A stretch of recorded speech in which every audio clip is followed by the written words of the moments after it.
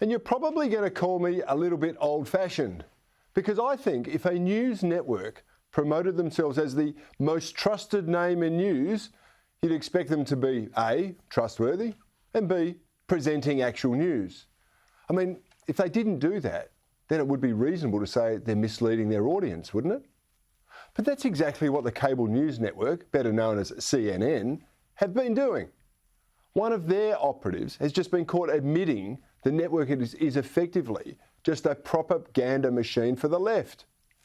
In a devastating release, Project Veritas in America has caught CNN director boasting about how the network engages in propaganda, and their focus, unashamedly, was to remove Donald Trump from office.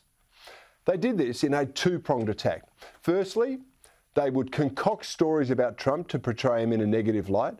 And secondly, they would present images of Biden to show him as a vigorous and healthy individual. Here's one boast about inventing an illness to weaken Donald Trump. Like when Trump was, I don't know, like his hand was shaking or whatever like that, we brought in like so many medical people to like all tell a story that like it was all speculation, that he was like neurological damage, like that he was losing it, he's unfit to, you know, whatever. We were creating a story there that we didn't know anything about, you know. So that's I think that's propaganda. And then there's this about how they supported the very frail Joe Biden. You know, show shots of him jogging, him in aviator shades, and like you paint him as a young geriatric. Well, this is clearly just more evidence that you simply cannot trust what is presented to you by the mainstream media. They are partisan cheerleaders. They create a narrative that suits their agenda. And believe me, it is an agenda. At CNN, for example, the head honcho, that's a chap named Jeff Zucker, sets the agenda for the entire network. Decides that? The head of the network, like, just... Who's that? Is that Zucker? Zucker, yeah. I imagine that he's got his council and they've all, like, discussed, like, where they think... Now, if you listen to that properly, it's precisely what the idiots on Twitter and people like Malcolm Turnbull and Kevin Rudd accuse News Corp of.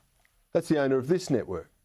The difference is that those people have no evidence to support their bitter smears, and they are bitter smears. This is just another case of the left's application of Saul Alinsky's rules for radicals in action. You accuse your opponents what you are guilty of. But this betrayal of trust in the presentation of propaganda as news has been widely suspected for some time. The evidence has been there, hiding in plain sight. And I've repeatedly pointed out over the years that the mainstream media will ignore news they don't want you to know while pushing a steady diet of tripe to help your views align with theirs. Now, I'm very proud to be associated with a network that values the difference between news and opinion. Unashamedly, I have strong opinions and I share them with you. But a network that celebrates discussion and debate as a means of reaching the truth rather than pushing falsehoods to hoodwink the public is to be valued. And that's what we do right here. Anyway, you've now been warned. Here's what CNN's next propaganda campaign is going to be. So that's like the next pandemic like story like that will beat to death, but that one's got longevity, you know what I mean? It's not like there's a definitive ending to the pandemic, or you know, like it'll taper off to a point that it's, you know, not a problem anymore. Probably think it's going to take years, so they'll probably be able to milk that for quite a bit. You can bet your bottom dollar that their ABC will be following the CNN blueprint when that comes around. Okay, now I'm going to be joined by someone who understands how to manage public relations, and it's the delightful Gemma Tonini. Gemma, thank you for your time tonight. Tell me this. Thanks, Corey. Wouldn't the first rule of public relations be don't get taught lying? And yet that's pretty much what CNN have been busted doing, isn't it? Well, I guess I really don't love the phrase public relations. I'd rather call it reputation management, if you can indulge me that one gentle nuance, because this really is. Yes, ma'am.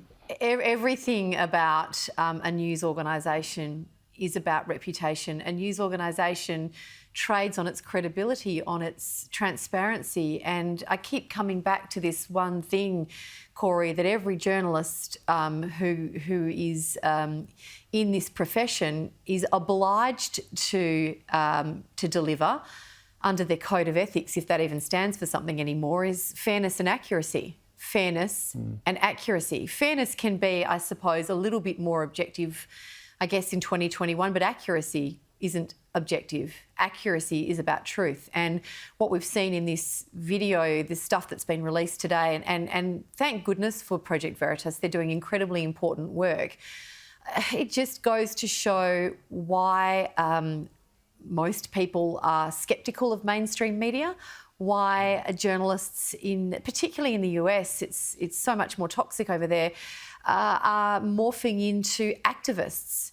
To boast that you created, which is essentially what this chap's done, that your network was involved in creating propaganda that removed a sitting president or assisted in influencing the outcome of an election. I mean, here's the truth, Corey. Every news organisation under the sun has a degree of publication bias. Every news organisation does.